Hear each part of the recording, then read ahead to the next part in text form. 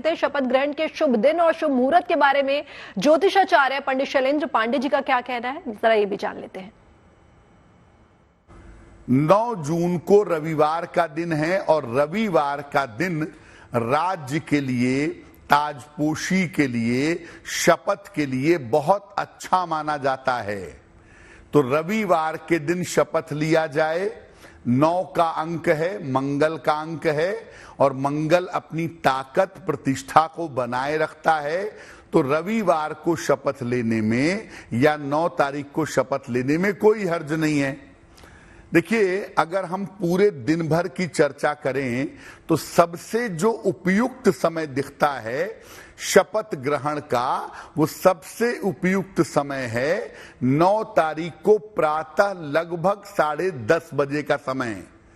सिंह लग्न की कुंडली बनेगी, स्थिर लग्न होगा, दशम भाव बहुत मजबूत होगा, चंद्र की स्थिति भी कुल मिला जुला के ठीक रहेगी।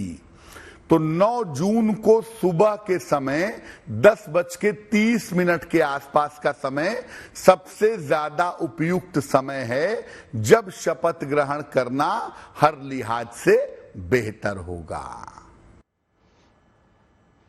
तो शैलेंद्र पांडे जी ने क्या कुछ कहा ये तो आपने सुना, और चलिए फिर से रुक करते हैं संजय जी का। संजय जी, 9 जून का दिन जो है वो बड़ा शुभ माना जा रहा है। इससे पहले जो है 8 जून को ये फैसला लिया गया था कि 8 जून को शपथ ग्रहण समारोह होगा और उस पर भी हमारी चर्चा हुई थी और तब भी यही कहा गया था कि 8 जून का दिन भी जो है वो बेहद शुभ है। लेकिन अब जो है तारीख वो बदल गई है और अब 9 जून को हो गया है। तो 9 जून में ऐसा क्या खास है, और जरा ये भी बताइए कि नरेंद्र मोदी जी के लिए जो कहा जा रहा है कि उनकी कुंडली में लक्ष्मी जी का योग है, तो ये कौन सा योग है, इसके बारे में जरा दर्शकों को विस्तार से बताइए। देखो, चंद्र मंगल योग होता है। जब लगन में चंद्रमा और मंगल बैठ जाते हैं तो चंद्र मंगल का मतलब होता है महालक्ष्मी योग। तो वो नरेंद्र मोदी जी की कुंडली में है। अखंड साम्राज्य योग है और पुरुष श्रेष्ठ योग भी है और पुरुषोत्तम योग भी है। तो बड़े अच्छे योग हैं कुंडली के अंदर। दूसरा, जो 9वीं लोकसभा है और हमारी जो 18वीं लोकसभा का जो है गठन होने जा रहा है, तो उसका टोटल भी 9 ही बन रहा है। इसलिए 9 तारीख का दिन न्यूमरोलॉजी के हिसाब से भी सही है। और नक्षत्र जो है, ज्येष्ठा नक्षत्र जो है वो बुध का नक्षत्र है, जो राजा का प्रतीक है। और इस साल का जो राजा है वो मंगल है, तो 9 नंबर मंगल का ही है। और मंत्री जो है शनि है, और शनि भी जो इस वक्त जो है केंद्र में बैठा हुआ है, स्थिरता में बैठा हुआ है और पूर्व भाद्रपद नक्षत्र के अंदर विराजमान है। तो ग्रह स्थिति काफी मजबूत है। और ऐसे वक्त में जब आप मुहूर्त करते हैं स्थिरता वाला लग्न, क्योंकि इस वक्त जो है आपके पास जो है पूर्ण बहुमत की स्थिति नहीं आई जिस तरीके से आनी चाहिए थी।